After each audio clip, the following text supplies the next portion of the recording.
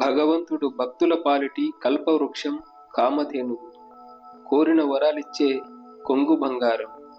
అలాంటి భగవంతుణ్ణి అడగవలసినవి అడగకుండా తుచ్చమైన, ప్రాపంచికమైన, అశాశ్వతమైన కోరికలు కోరుకోవడం దురదృష్టం. ఒక్క నమస్కారం భక్తిపూర్వకంగా, మనస్ఫూర్తిగా, నిష్కల్మష హృదయంతో చేయగానే భగవంతుడు వీడు నాకు నమస్కరించాడు, వీడు కోరుకునే కోరిక తీర్చాలి అని నిశ్చయమైపోతాడట. అంత దయాసాగరుడు, కరుణామయుడు. అలాంటి పరమేశ్వరుని మనం ఏమి కోరుకోవాలో, ఈ జన్మనెలా సార్థకం చేసుకోవాలో తెలుసుకోవాలి. పూర్వకాలం అంటే సుమారుగా 100-150 ఏళ్ల నాటి విషయం. ఆ కాలంలో మానవులకు ప్రయాణ సాధనాలేమీ ఉండేవి కావు. డబ్బున్నవారు పురుషులు గుర్రాల మీద స్వారీ చేస్తూ, మహిళలైతే గుర్ర బగ్గీల్లో ప్రయాణం చేసేవారు. మధ్యతరగతి వారు ఒంటెద్దు బండిలోనో, రెండెద్దుల బండిలోనో, గూడబండ్లలోనో ప్రయాణించేవారు.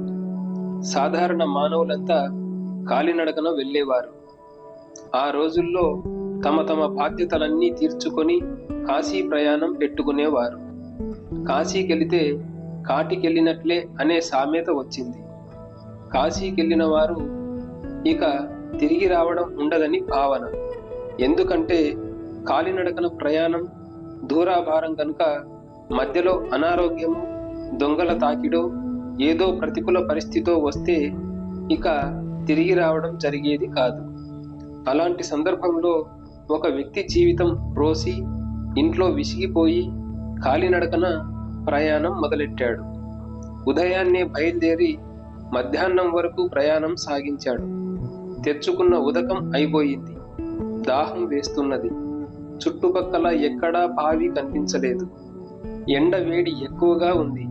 అతడికి ఆ సమయంలో అతడి అదృష్టమాని ఒక పెద్ద వృక్షం దట్టమైన కొమ్మలతో కనిపించింది.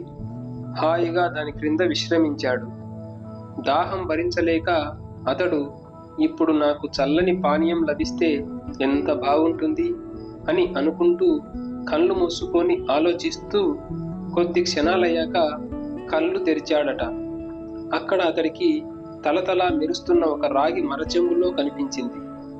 వెంటనే దాని మూత తీసి చూడగా స్వచ్ఛమైన చల్లని నీరు నిండుగా దానిలో ఉంది.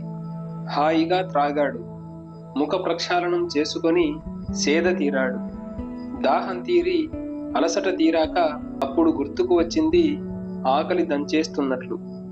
చెట్టు మానుకు ఆనుకొని కళ్ళు మూసుకొని విశ్రాంతిగా కొద్ది సమయం ఉండి, ఇక ఆకలి భరించలేక ఈ పానీయం వచ్చినట్లే మంచి ఆహారం లభిస్తే ఎంత బాగుంటుంది అనుకున్నాడట. కొద్దిసేపటికి కళ్ళు తెరిచి చూడగానే అక్కడ ఒక భోజనం పీట మీద విశాలమైన పచ్చని అరటాకులో వివిధ రకాలైన భోజన పదార్థాలు, తీపి వస్తువులతో సహా వడ్డించి ఉండటం చూసి, ఆహా, ఎవరో పుణ్యాత్ములు నా ఆకలి గ్రహించి ఆహారం ఉంచిపోయారు అని భావించి హాయిగా కడుపారా అన్నీ తిన్నాడు. అన్నదాత సుఖీభవ అని కూడా చెప్పుకున్నాడు.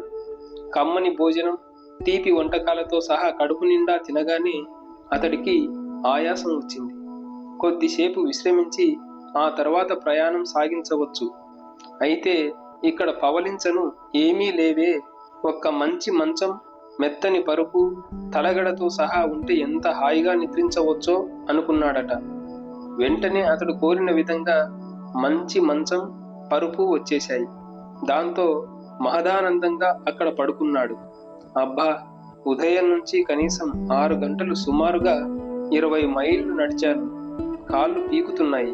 ఎవరైనా వచ్చి నా భార్య పిసికినట్లు కాళ్ళు ఒత్తితే ఎంత బాగుంటుందో కదా, హాయిగా నిద్రించి కాళ్ళ నొప్పులు పోగొట్టుకోవచ్చు అనుకున్నాడట. వెంటనే అక్కడ ఒక మహిళ వచ్చి కాళ్ళ వైపు కూర్చొని కాళ్ళు మెల్లిగా ఒత్తసాగింది.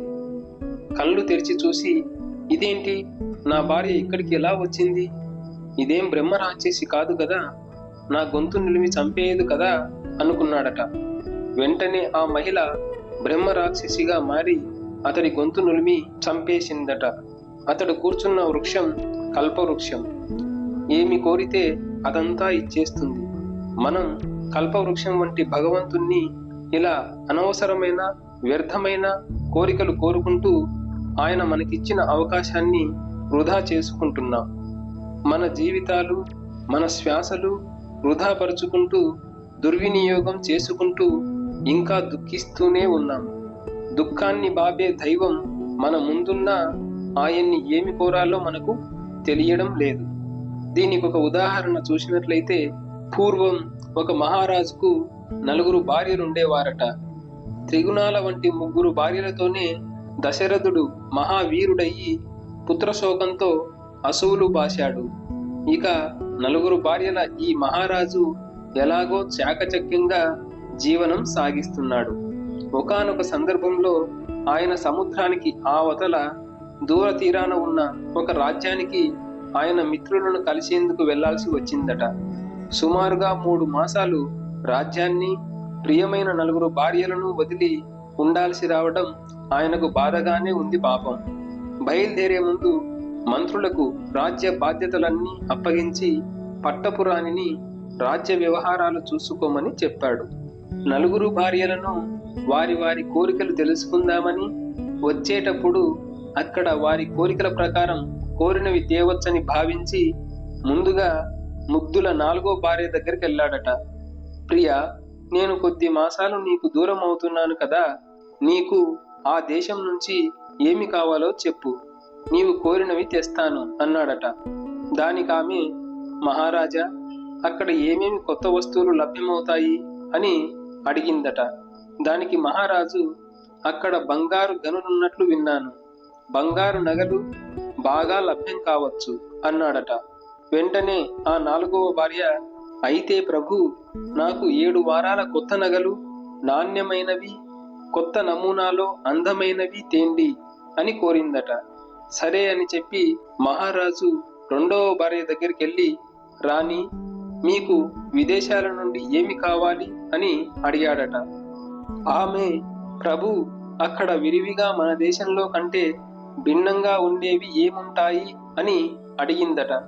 దానికి మహారాజు తెలివైన వాడు కనుక ఈమెకు బంగారం గురించి చెప్తే మళ్ళా పేచీలు వస్తాయని భావించి, రాణి, అక్కడ మంచి పత్తి పండుతుందని, నాణ్యమైన నేత నేసేవారున్నారని విన్నాం అనగానే ఆమె, ప్రభు, నాకు వింత వింత రంగుల మెత్తని నాణ్యమైన చీరలు తెండి, మన రాజ్యంలో ఎవరూ అలాంటివి చూసి కూడా ఉండకూడదు అని కోరిందట.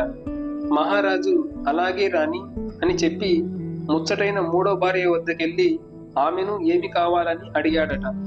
దానికామె మనస్సులో, నేను ముదుసలినైపోతున్నందున, నా మేని ఛాయ తగ్గుతున్నందున మహారాజు 3వ 4వ రాణుల వద్దకే ఎక్కువగా వెళ్తున్నట్లున్నారు, అందుకని నా అందం పెరిగేలా, నా వన్య తగ్గకుండా ఉండేలా ఏదైనా కోరాలని అనుకొని, మహారాజా, ఇక్కడ లభించనివి అక్కడ మాత్రమే లభించేవి ఏమైనా నూతనమైనవి అక్కడ ఉన్నాయా అని అడిగిందట. దానికి తెలివైన మహారాజు వారిద్దరికీ చెప్పినవి కాక, ఆ దేశంలో చక్కని అరణ్యాలున్నాయని, అక్కడ మంచి సువాసనాభరితమైన వనమూలికలు లభిస్తాయని, అందాన్ని పెంచేవి, శరీర పట్టుత్వాన్ని తగ్గకుండా చేసేవి ఉన్నాయని విన్నాం రాణి అన్నాడట.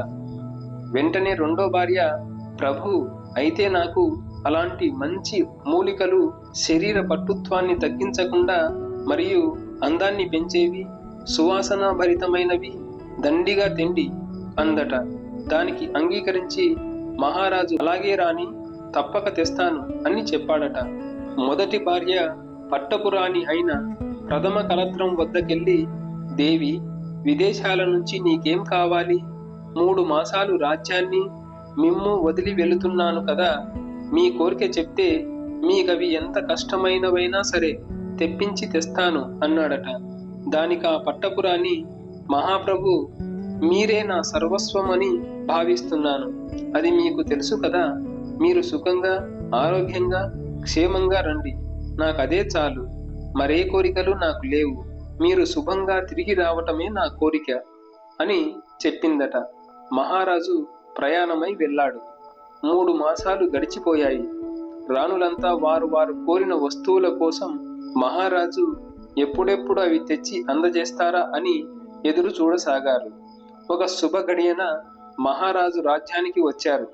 ముందుగా ఆయన ఒక అందమైన అలంకారంగా ఉన్న పెద్ద నగిశీలు చెక్కిన దంతపు పెట్టెను 4వ భార్యకు పంపారట. ఆమె దాన్ని తెరిచి చూసుకుంది. మహా అద్భుతమైన 7 వారాల నగలు కళ్ళు మిరుమిట్లు కొలుపుతున్నాయి. అవన్నీ తీసుకుని ఒక్కో వారం నగలు అలంకరించుకొని అద్దం ముందు నిల్చొని తన అందాన్ని, అవి లభించిన తన అదృష్టాన్ని తనను తానే పొగుడుకుంటూ చూసుకుంటూ ముచ్చటపడి మురిసిపోసాగింది. మహారాజు ఒక అందమైన పెద్ద పేటికను 3వ రాణి అంతఃపురానికి పంపారు. అది చూడగానే ఆమె మహదానందంగా మురిసిపోయి తెరిచి చూసి దానిలోని మహా నాణ్యమైన అందమైన రంగురంగుల చీరలు, వాటి సరిగా అంచులు, సొగసులు, పల్లులు చూసుకొని క్షణానికొకటి మార్చుకుంటూ మురిసిపోసాగింది. ఇక మహారాజు 3వ భార్యకు 4 కూర్చునేంత పెద్ద గంపను పంపారు. అది చూడగానే ఆమె మనస్సు ఆహ్లాదంతో నిండిపోయి పొంగిపోయింది. దాన్ని విప్పి చూసి హర్షాతిరేకంతో చిందులేసింది. దానిలోని వనమూలికలు, సుగంధ మూలికలు ఆమె అంతఃపురాన్నంతా సుగంధభరితం చేశాయి. మీదు మిక్కిలి సంతసంతో ఆమె అవన్నీ ఎలా ఎలా వాడాలో లిఖించి ఉన్న తాటాకు పత్రాలు పఠిస్తూ ఒక్కోటి వాడుతూ తన శరీరంలో వచ్చే మార్పులు దర్పణంలో చూసుకుంటూ వింతపోసాగింది. మహారాజు పట్టపురాణి అంతఃపురానికి వెళ్ళి హాయిగా ఆమె చేసే సేవలను ఆనందంగా అనుభవిస్తూ సుఖించసాగాడు. కొద్ది నెలలు గడిచాయి. మహారాజు తమ అంతఃపురాలకేసి రాకపోవడం మిగతా 3 రాణులు గమనించి పట్టపురాణి మందిరానికి ఒక రోజున కలిసికట్టుగా 3 వచ్చారు. ఏమమ్మా, మహారాజు మాకు భర్తే, నీవు ఇలా ఆయన్ని నీ అంతఃపురంలోనే కట్టిపడేసుకోవడం సిగ్గుచేటు అంటూ తగవులాడసాగారు. దానికి మహారాజు చిరునవ్వుతో, ప్రియరాణులారా, ఆగండి, మీరు కోరినవి మీకిచ్చాను, ఆమె కోరినది ఆమెకిచ్చాను. దీనిలో ఆమె తప్పేమీ లేదు. మీరు అనవసరంగా ఆమెను దూషించడం భావ్యం కాదు అన్నాడట. దానికి ఆ 3 రాణులు, మహారాజా, ఆమె ఏం కోరింది, మేము ఏం కోరలేదు అని ప్రశ్నించారట. దానికి ఆ మహారాజు, రాణులారా, మీరు 3 నగలు, చీరలు, మూలికలు కోరారు. ఆమె నన్నే కోరింది. నేను సురక్షితంగా ఆరోగ్యంగా తిరిగి రావాలని కోరుకున్నది. ఆమె కోరినట్లే నేను ఆమె మందిరానికి వచ్చాను. మీరు కోరినవి మీకు పంపాను. ఆమె కోరిక ప్రకారం నేను ఆమె చెంత ఉన్నాను. దీనిలో ఆమె తప్పేముంది అన్నాడట. దానికి 3 రాణులు తమ తప్పిదం తెలుసుకొని తలలు వాల్చుకొని వెళ్లారట. ఇదే మనం చేసే తప్పు. కోరరానివన్నీ కోరతాం. అసలు కోరవలసిన భగవత్ సన్నిధిని మాత్రం కోరం. అందుకే ఆయన కల్పతరువులా, కామధేనువులా కోరినవన్నీ ఇస్తూనే ఉన్నాడు. మనం కోరుతూనే ఉన్నాం. ఏం కోరుతున్నాం? కల్పవృక్షాన్ని, కాఫీ పొడి కోరుతున్నాం. ఇదా మనం కోరవలసింది? క్షణభంగురము, అశాశ్వతము అయిన కోరికలతో మనల్ని మనమే మోసం చేసుకుంటున్నాం. మన మనస్సునే మనం తెలుసుకోలేకపోతున్నాం. జీవన సాఫల్యం మాత్రం మిగిలిపోతూనే ఉంది. జన్మరాహిత్యం మాత్రం మనం కోరడం లేదు గనక ఆయన ఇవ్వడం లేదు. ఇకనైనా అటువైపు మనసును మరలిద్దామా? కోరవలసిన దాన్ని మాత్రమే, భగవంతుణ్ణి కోరుకుందామా? ఫ్రెండ్స్, ఈ వీడియో మీకు నచ్చినట్లయితే తప్పకుండా లైక్ చేసి షేర్ చేసుకోండి. అలాగే నా ఛానల్ని సబ్స్క్రైబ్ చేసుకొని మీ సపోర్ట్ అందజేయండి.